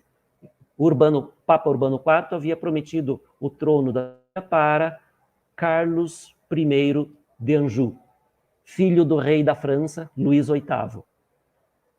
Então, o Papa havia prometido o reino da Sicília ao Carlos de Anjou. O Carlos de Anjou veio cobrar isso, queria assumir o reino da Sicília.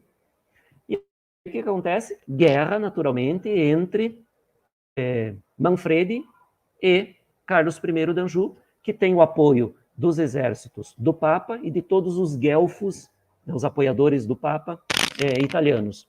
Então, essa guerra, com vários episódios, vai se resolver definitivamente em 1266, na Batalha de Benevento, ali perto de Nápoles, na região da Campânia, em que Carlos I de Anjou vence.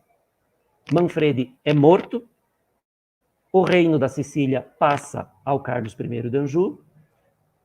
2 anos depois, o filho do Conrado IV, né, o Conradino, vem para a Itália e tem a pretensão de assumir o trono, porque, afinal de contas, ele era o neto do Frederico II, filho do Conrado IV, e aí entra em guerra de novo contra Carlos de Anjou, e o Conradino também acaba sendo aprisionado e morto, decapitado com 16 anos de idade. E aí o Carlos I de Anjou definitivamente se torna o rei da Sicília. Bem, essa é a história toda do Manfredi. E o Manfredi, então, diz: eu sou Manfredi, neto de Constança Imperatriz, pelo que te peço que quando tu retornares, então ele tem essa clara noção de que Dante, estando vivo, vai retornar à Terra, e aí ele pede que Dante, quando retornar à Terra, vá até minha bela filha, genitora da honra Cecília de Aragão, e diz a verdade a ela, se outra coisa se diz. Então, a filha de Manfredi, que se chamava Constança, como a mãe de Manfredi, casou depois com Pedro III de Aragão e acabou tendo filhos que foram todos reis também. O Jaime II, que depois herdou o trono de Aragão, ou Aragão, na Espanha, né? E o Frederico II, que tem o mesmo nome do bisavô, né? Acabou sendo rei da Sicília muito mais tarde, porque eles recuperaram o trono, né? O Carlos I de Anjou foi expulso, né? A família Anjou foi expulsa da Sicília em 1282. Então aqui está toda essa trama, que é bastante complicada, né, em termos de sucessões, de guerras, de mortes, de casamentos, enfim, quem é o herdeiro. É uma coisa bastante complicada, né? Quem tiver interesse tem que ler um pouquinho de história, mas essencialmente é isso, né? Manfredi se coloca como herdeiro ao trono, acaba sendo morto pelo Carlos I d'Anjou, que assume o trono, o reino da Sicília. Depois o sobrinho do Manfredi, Conradino, também é morto, e aí acaba definitivamente a influência da família Hohenstaufen na Itália, né? Definitivamente. Bem, aí Manfredi continuou seu discurso, né? Depois que eu tive a pessoa rompida por 2 pontadas mortais, eu me rendi chorando àquele que com prazer perdoa. Horríveis foram os pecados meus, mas a bondade infinita de tão grandes braços que acolhe tudo o que se volta a ela. Bem, então, Manfredi diz, sim, os meus pecados foram horríveis, mas Deus é tão misericordioso que, visto que eu me arrependi no final da vida, quando estava morrendo, eu me arrependi, Deus me perdoou. E por isso ele está aqui no purgatório. Bem, aqui é essa questão complicada, né? Porque a salvação de Manfredi realmente é um grande exemplo de misericórdia de Deus, porque Dante precisava de um grande pecador, né? Então esse aqui, suspeito de ateísmo, excomungado por 3 papas diferentes, né? Manfredi foi excomungado por 3 papas diferentes, com os seus horríveis pecados, e, no entanto, como ele se arrependeu legitimamente, se arrependeu sinceramente, foi perdoado por Deus. Então, isso aqui é um grande exemplo da misericórdia de Deus. Dante enaltece a bondade de Deus desta maneira. Bom, mas aí o Manfredi vai fazer uma pequena crítica ali, e aqui a gente vem ao núcleo desse discurso que Dante pretende, salvando a figura do Manfredi, que era um ateu. Manfredi não era um cristão de fato, batizado, sim, pro forma, mas tanto seu pai, Frederico II, quanto ele eram absolutamente indiferentes à religião cristã. Eles eram ateus, batizados por necessidade, né, por questões ligadas ao fato de precisarem ser cristãos para poderem ser coroados como imperadores, porque afinal eram imperadores do Sacro Império Romano-Germânico. Então, Império Cristão. Precisavam ser cristãos, mas só pro forma. De fato, eram ateus. Bem, aí vem a crítica, então, do Manfredi. Se o pastor de Cosenza, que a caça de mim foi colocado por Clemente, então, tivesse em Deus bem lido esta face. Bem, o pastor de Cosenza, o bispo de Cosenza, que é o cardeal Bartolomeu Pignatelli, não leu bem a face da verdade, esse aspecto da bondade de Deus, da misericórdia de Deus, e atendendo ao pedido do Papa Clemente IV, e aqui Dante nomeia, né, de mim colocado por a caça de mim foi colocado por Clemente. Então, o Papa Clemente IV pediu ao bispo de Cosenza, Bartolomeu Pignatelli, depois ele virou cardeal, né, mas enfim, aqui era bispo, que desenterrasse o corpo de Manfredi e o transferisse para fora das terras consagradas. Então, na batalha em Benevento, Manfredi morreu, foi enterrado ali mesmo. O Carlos d'Anjou fez com que ele fosse enterrado e que cada nobre que participou da batalha colocasse ali uma pedra sobre o túmulo, numa demonstração mínima de respeito pelo grande rei, grande personagem que era. E aí o Papa Clemente IV, como tinha essa imagem do Manfredi como um antídoto, fez com que o seu corpo fosse desenterrado e levado para terras não consagradas, terras não da igreja. E foi o cardeal Bartolomeu Pignatelli que acabou fazendo isso. Então, o Manfredi diz aqui, se o pastor de Cosenza tivesse em Deus bem lido esta forma, tivesse entendido esse aspecto da humildade, da piedade de Deus, os ossos do corpo meu estariam ainda na cabeça da ponte junto a Benevento, sob a guarda do pesado monte de pedras. Então, é isso que ele está dizendo, né? O corpo ainda estaria enterrado lá onde foi enterrado logo após a batalha, coberto por essas pedras, que eram um sinal de respeito de todos os guerreiros que tinham participado e vencido a batalha. E vejam que aqui ele fala assim dos ossos do meu corpo. E aqui os estudiosos de Dante veem esse tom de humildade que já diferencia a alma do comportamento do personagem vivo. Né? A passagem daquela orgulhosa realeza à consciência de que o corpo, ou seja, nesta vida, o que nós somos vale muito pouco. Né? Acaba que são todos ossos no final. Né? E ele ainda diz aqui, né? Os ossos abandonados que não valem mais nada, enquanto a alma que vale efetivamente está lá no purgatório e vai chegar ao paraíso. Então, essa passagem da presunção do grande pecador, além de ser nobre, rei, imperador, pecador e rebelde à religião, ele passa a esse tom pacato do penitente, daquele que está aí para se purificar. Porque realmente, esse discurso do Manfredi é todo um discurso muito pacato, muito sereno. Não é um discurso de revolta, não é um discurso inflamado. É muito pacato, muito sereno, muito tranquilo. Então, esse tom demonstra que aquele pecador soberbo que ele foi, agora fala dos seus próprios ossos, que não valem nada, dos seus pecados perdoados. Ele sabe que os seus pecados foram perdoados, porque todas as almas que chegam ao purgatório já tiveram seus pecados perdoados.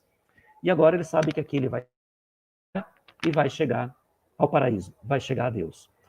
E é claro que aqui ainda fica um pouco a dúvida, né? Se ele já está nesta fase um pouco mais avançada, em que ele perdoa o Papa Clemente IV, perdoa o bispo Bartolomeu Pignatelli, né? Fica um pouco a dúvida, né? Porque ele diz aí, né, se o bispo de Cosenza tivesse entendido tudo isso, fica a dúvida se ele também perdoa, mas vai acabar perdoando. Né? Bem, então ele fala ali dos ossos que não valem nada. Agora banha-os a chuva e move-os o vento fora do reino, quase ao longo do Rio Verde, onde ele os transportou com as luzes apagadas. Então aqui parece que ele ainda continua condenando. Parece não, ele continua condenando veementemente, né, aqui a ação do Papa e desse cardeal, mas acabar perdoando, né? Porque as almas no purgatório aprendem a praticar todas as virtudes, então ele vai acabar perdoando. E aqui vejam, no purgatório, e esse aqui é um bom momento para se comentar isso, todas as almas vão se afastar cada vez mais das questões terrenas. Todas as questões terrenas vão perdendo um pouco a importância para essas almas, tanto individualmente quanto coletivamente. Né? Essas almas vão se tornando um coletivo e as coisas da terra vão ficando para trás. Um exemplo e símbolo disso é o canto passado, em que Casella canta para Dante e para as outras almas, e depois tem esse afastamento da poesia e da música. Afastamento das coisas terrenas, da música, da poesia terrena. Então, um certo distanciamento. Aqui a gente tem esse certo distanciamento da política humana, quando Manfredi diz que os seus ossos, os seus ossos já não importam mais. É como se ele dissesse, aquela vida que eu vivi já não importa mais. Então, aqui um certo afastamento, que vai ser possível, nós vamos ver. Bom, e aí a grande crítica de Dante à motivação política pela qual muitos papas agiam e excomungavam os seus fiéis. Por sua maldição não se perde, que não possa retornar o eterno amor enquanto a esperança tem flor verde. Então, pela maldição do Papa, a excomunhão, não se perde o eterno amor, enquanto a esperança vive. É exatamente isso que ele está dizendo, né? Enquanto a alma tem esperança, mesmo que ela seja excomungada diretamente pelo Papa, se ela não perde a esperança e depois ela se arrepende honestamente, sinceramente, Deus perdoa. Então, não se perde o eterno amor. E aqui é exatamente o golpe mais forte de Dante sobre a igreja corrupta, sobre os papas corruptos. Não sobre a instituição igreja, não a instituição, mas sobre essa parte da igreja que está corrompida e sobre as pessoas que se deixam corromper. Então, é uma deslegitimação do poder da igreja, né? Como eu coloquei ali, né? Mais especificamente do Papa, quando corrupto, esse poder, essa autoridade para condenar ou ver os cristãos. A condenação do Papa não é definitiva. Manfredi, como eu já disse para vocês, foi excomungado por 3 papas. Foi o Urbano IV, Clemente IV e Alessandro IV. Os 3 excomungaram Manfredi, mas as excomunhões não foram definitivas. Ele se arrependeu e Deus o perdoou. Mas, aí como eu também escrevi ali na nota, né, Dante tempera um pouco essa sua, esse seu ataque direto à autoridade absoluta da igreja. Como que ele tempera isso? Dizendo, a excomunhão não é definitiva, mas, naturalmente, que o Papa tem uma certa autoridade, e essa autoridade tem que ser, dentro de certos limites, respeitada. Então, ela não é definitiva, mas ela existe e tem que ser respeitada. E aí o Manfredi diz, verdade é que quem morre em contumácia da Santa Igreja, ainda que no fim se arrependa, precisa ficar nesta encosta, ainda fora, por cada ano que ficou, 30, na sua presunção, se tal decreto mais curto por boas preces não se torna. Então vejam, aquele que morre em contumácia é o não comparecimento diante de um tribunal, seja civil, seja religioso, né, não comparecimento. Então, por que ele diz ali, quem morre em contumácia da Santa Igreja, que foi excomungado e não fez o necessário para voltar a ser aceito na comunidade. Então, aqueles que morrem excomungados precisam ficar nesta encosta onde eles estão 30 vezes o tempo que viveu fora da fé, que viveu em excomunhão. Isso se, ele diz, se tal decreto mais curto não se torna por boas preces. Então, se as orações daqueles que rezam pela sua alma não encurtarem um pouco esse tempo. Então, eles têm que ficar lá 30 vezes o tempo que viveram em excomunhão, mas se orações sinceras forem feitas pela sua alma, esse tempo de 30 vezes pode diminuir um pouco. Então, é aqui que a gente descobre, né, que estas almas que foram excomungadas têm que ficar 30 vezes o tempo que viveram excomungadas fora do verdadeiro purgatório, né, neste antipurgatório. Bom, e aí para concluir, ele diz, vê então se podes me alegrar, revelando a minha boa constância, como me viste, e também este veto, que aqui por aqueles de lá muito se avança.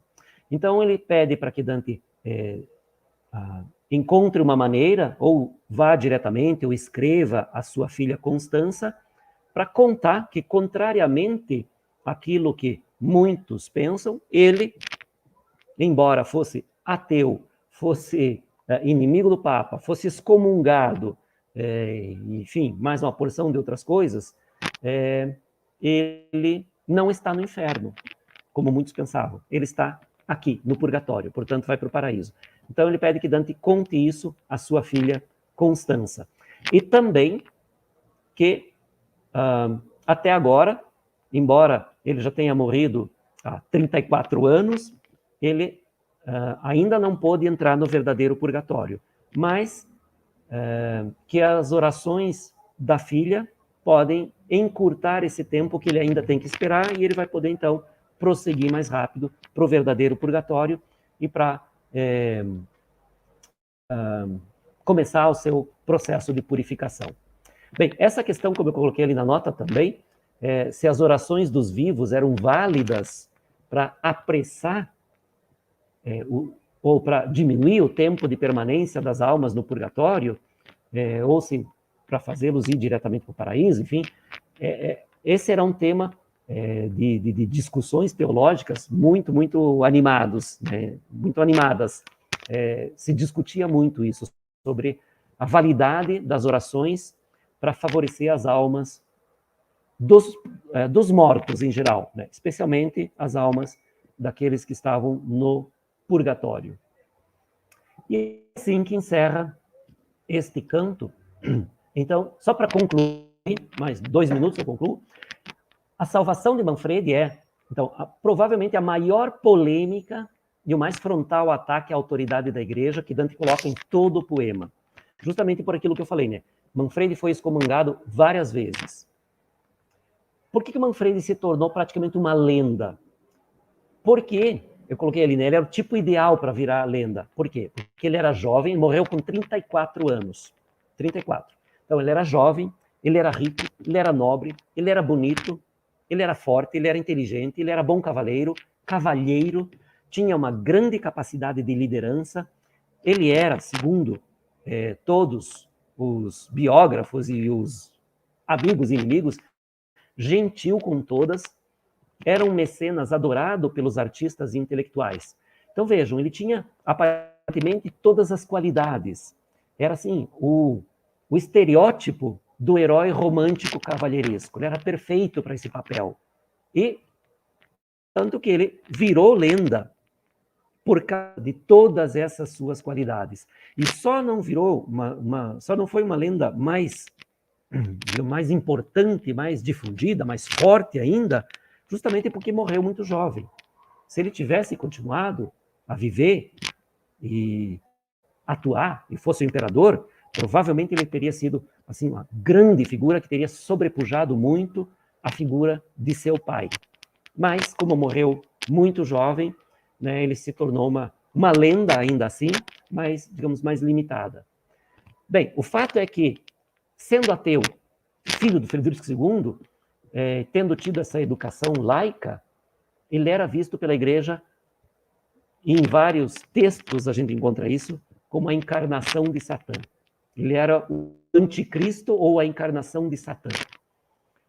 Porque ele justamente era ateu, ele entrava em conflito direto com a igreja, não aceitava a imposição da igreja como força política contra os seus ideais.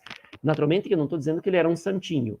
Ele tinha lá suas pretensões e era absolutamente ambicioso. Então não se deixe enganar pelos tantos elogios que eu coloquei aqui, porque não era... isso é como Dante o vê.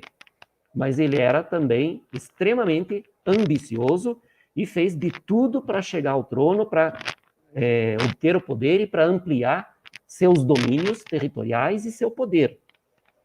Então, enfrentava direto a igreja.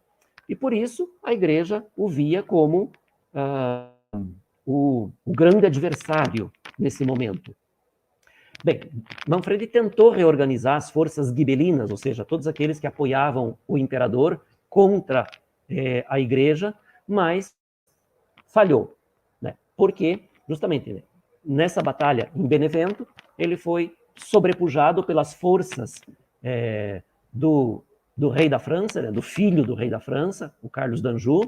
Então, o exército francês, os exércitos guelfos todos da Itália, os exércitos que apoiavam o Papa, mais o exército do Papa. Então, ele morreu. E aí, nessa batalha, praticamente se extingue a família Hohenstaufen, a família dele, e o poder dos gibelinos, e, portanto, da força imperial, diminui muito na Itália, se torna quase insignificante na maior parte da Itália. Mas Dante, né, embora contrário à sua orientação, ou seja, à sua indiferença religiosa, vê nele a figura do imperador morto pela igreja. Então, para Dante, isso é um absurdo inaceitável, porque para Dante a igreja não tem o direito de operar no campo político. Assim como o império não tem o direito de interferir na religião.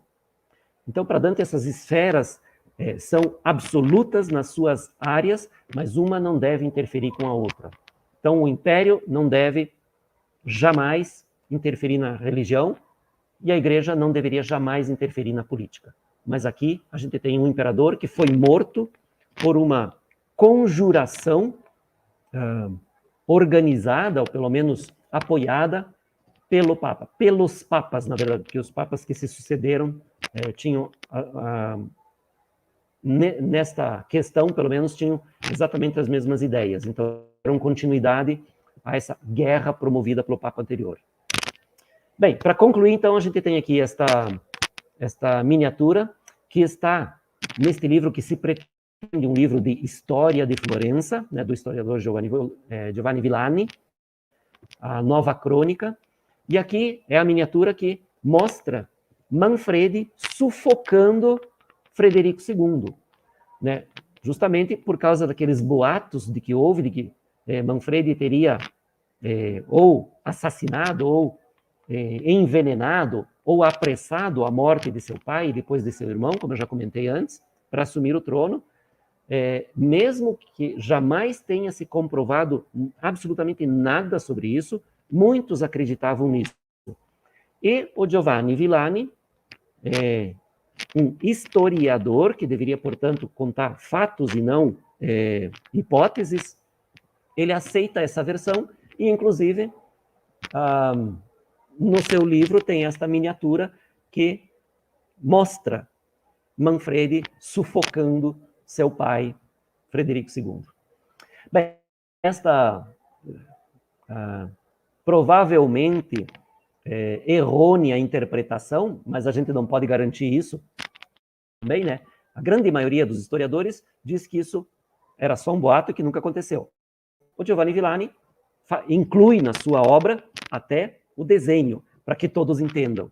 Então, alguns acreditavam realmente que Manfredi apressou a morte de seu pai para assumir o trono, e depois, claro, para quem acredita em coincidência, seu irmão morreu 4 anos depois, e aí ele assume, na prática mesmo, o império. Bem, com isso eu encerro hoje, então deixo aqui, como sempre, as referências bibliográficas principais, e marcamos encontro, então, sexta-feira que vem, às 18h30, para darmos continuidade às nossas leituras do Purgatório. Muitíssimo obrigado a todos, bom fim de semana, boa semana, e até sexta. Tchau, tchau.